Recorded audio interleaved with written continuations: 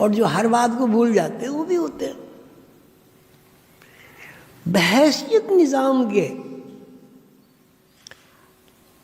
دو طریقے ہمارے سامنے ہیں۔ ایک اجتماعی شعور ہے جو آدمی میں بھی ہے، حیوانات میں بھی ہے، جمادات میں بھی ہے، نباتات میں بھی ہے۔ اب آپ کہیں گے جی پہاڑ میں تو شعور نہیں ہے جی، وہ تو پتھر ہے۔ اللہ تعالیٰ اس بات کی تصدیق فرماتے ہیں کہ پہاڑ میں شعور ہے۔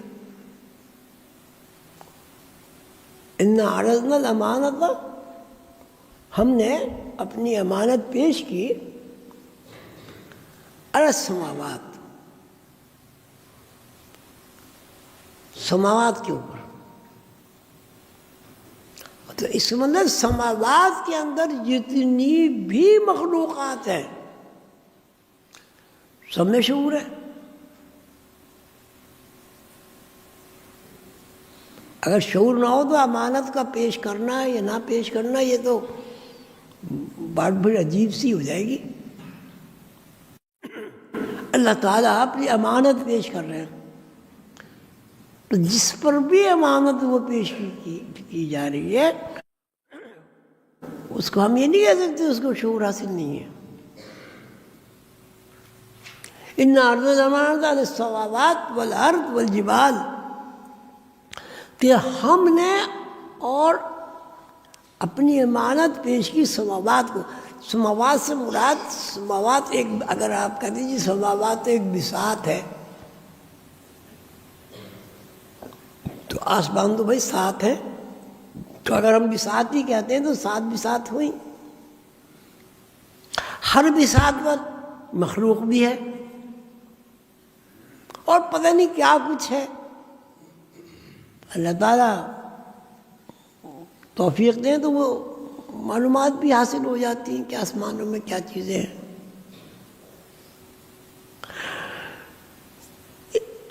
والارض، اور زمین کو بھی پیش کی۔ تو زمین سے مراد آپ کی کیا ہے؟ آپ زمین پہ کچھ آپ بتائیں گے زمین سے کیا مراد ہے؟ بتائیں زمین سے کیا مراد ہے؟ زمین سے مراد زمین کے اوپر اور زمین کے اندر رہنے والی تمام مخلوقات۔ بالکل صحیح ہے، بالکل صحیح ہے۔ سماوات سے کیا مراد؟ سماوات سے مراد آسمانوں پر اور آسمانوں کے اندر رہنے والی تمام مخلوقات۔ والجبال کا کیا مطلب ہے؟ جبال سے مراد جبال کے اندر، جبال کے اوپر رہنے والی تمام مخلوقات۔ یا پہاڑ ایک نوع کا نام ہے،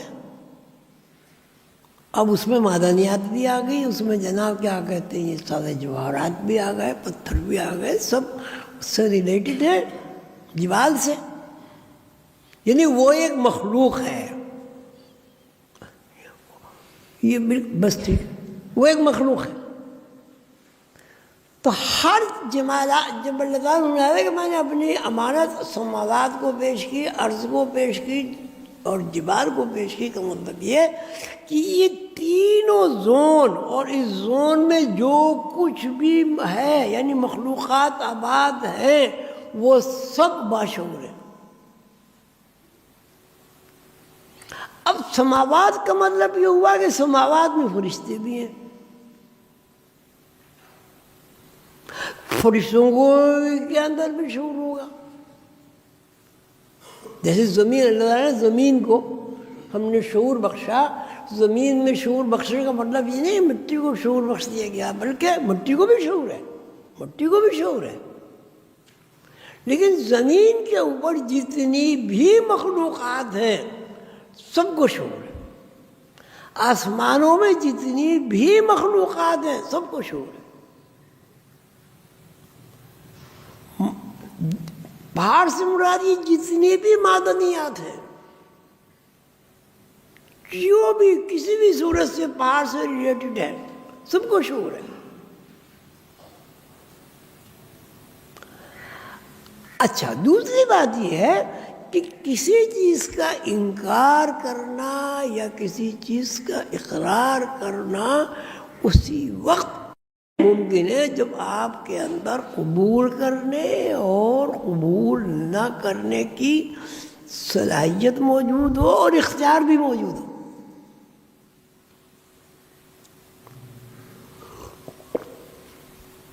اگر آپ کے اندر اختیار نہ ہو تو قبولیت بھی زیر بحث نہیں آتی،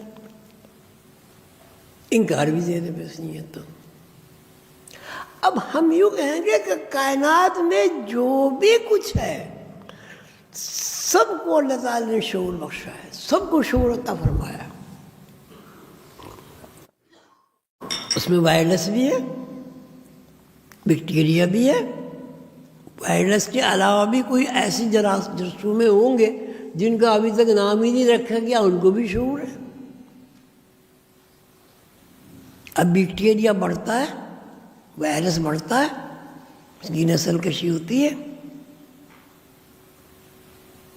درخت بڑھتے ہیں، ان کی نسل بڑھتی ہے، ان کی نسل گھٹتی ہے. وہ پیدا بھی ہوتے ہیں، وہ جوان بھی ہوتے ہیں، وہ مرتے بھی ہیں. کیا درخت پیدا نہیں ہوتا بچے کی طرح؟ جب درخت پیدا ہوتا ہے اتنی کومل اس کی ایک شاخ ہوتی ہے، اگر آپ یہ چٹکی مارے ٹوٹ جائے گی.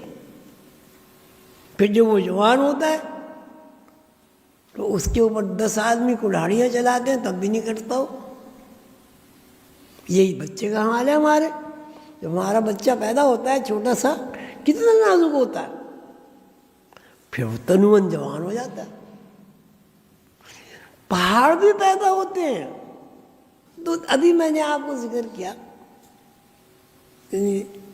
زمین ہے، آسمان ہے، جنات ہیں،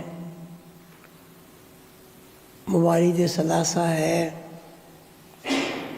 فرشتے بھی ہیں، فرشتوں کی قسمیں ہیں. تو فرشتوں میں ہاروت ماروت کا بھی ایک شعبہ ہے، یہ ایک گروہ کا نام ہے. ہاروت ماروت گروہ کا نام، جیسے جبریل گروہ کا نام، میکائیل گروہ کا نام، اسرافیل ایک گروہ کا نام. تو یہ الگ الگ گروہ ہیں. تو ہاروت ماروت بھی فرشتے ہوتے ہیں، اور ان کو جو علم اللہ تعالیٰ نے سکھایا وہ علم ہے جو انسان کے شعور کو براہ راست متاثر کرتا ہے، براہ راست انسانی شعور کو متاثر کرتا ہے. وہ ہاروت ماروت وہ یہاں آئے اور جناب پھر پوری قرآن میں تو اتنی زیادہ ڈیٹیل نہیں ہے، اس کی تفسیر پہ آپ پڑھیں تو اس میں ڈیٹیل ہوگی. وہ یہاں آئے اور انہوں نے لوگوں کو سکھایا، لیکن وہ جو کچھ انہوں نے سکھایا وہ تعمیری نقطۂ نظر سے سکھایا. دیکھیے ایک ڈاکٹر ٹانگ کاٹ دیتا ہے، یہ تخریب ہے، بہت بری بات ہے. لیکن اگر اس ٹانگ کے کاٹنے سے دوسرا پورا جسم محفوظ ہو جائے پھر یہ تعمیر ہے. تو جادو بھی ایک علم ہے. وہ جادو ایک علم یہ ہے کہ تخریب میں کس طرح لوگوں کو نقصان پہنچاتے ہیں اور کس طرح لوگ اس تخریب سے محفوظ رہ سکتے ہیں، اس کو جادو ہے. اچھا، اب یہ ہے کہ تخریب اور تعمیر میں فرق ہے. تعمیر جب بھی ہوگی اس میں آدمی کا ذہن، آدمی کی ساری تقدو، ساری کوشش، ساری ترکیبیں مفید ہوں گی، نفع بخش ہوں گی، اپنے لیے بھی فائدہ مند ہوگی، دوسرے کے لیے بھی فائدہ مند ہوتی، قوم کے لیے بھی فائدہ مند ہوگی. تخریب میں نقصان ہے، گھاٹا ہے، پریشانی ہے، اضمحلال ہے، خوف ہے، دہشت ہے، نا امیدی ہے، مایوسی ہے. لیکن تخریب کو اور تعمیر کو دونوں کو ہم علم کے علاوہ کوئی نام نہیں دے سکتے. علم کے اس استعمال جو ہے وہ تخریب اور تعمیر ہوتا ہے. اب آگ کھانا پکاتی ہے، آگ سردی دور کرتی ہے، یہ تعمیر ہے. آگ گھر پھونک دیتی، شہر کے شہر جلا دیتی، یہ تخریب ہے. پہلے میں تخریب بولا، تعمیر ہے. دو رخ ہے، ہر چیز کے دو رخ ہیں. ایک تعمیر رخ ہے، ایک تخریب رخ ہے. تو ہاروت ماروت جو یہاں اس دنیا میں آئے اور انہوں نے جو علوم سکھایا، حضرت سلیمان علیہ السلام کے واقعے میں اس کا تذکرہ ہے، وہ علوم سکھائے جس سے لوگ تخریب کرتے ہیں اور جس سے لوگ تخریب کر کے لوگوں کو نقصان پہنچاتے ہیں. وہ علوم اس لیے سکھائے گئے تاکہ تخریب کا توڑ کیا جا سکے. مثلا ڈاکٹر آپریشن کرتا ہے، ابھی بظاہر تو آپ کسی کو بغیر ضرورت کے اگر اس کی نشر سے ہاتھ کاٹ دیں، یہ کیا ہے؟ یہ تخریب ہے. لیکن اگر ضرورتاً نشر سے آپریشن کیا جائے، یہ تعمیر ہے. تخریب کس طرح ہوتی ہے اور تخریب کا توڑ کس طرح ہوتا ہے، یہ ایک علم ہے جو ہاروت ماروت نے لوگوں کو سکھایا.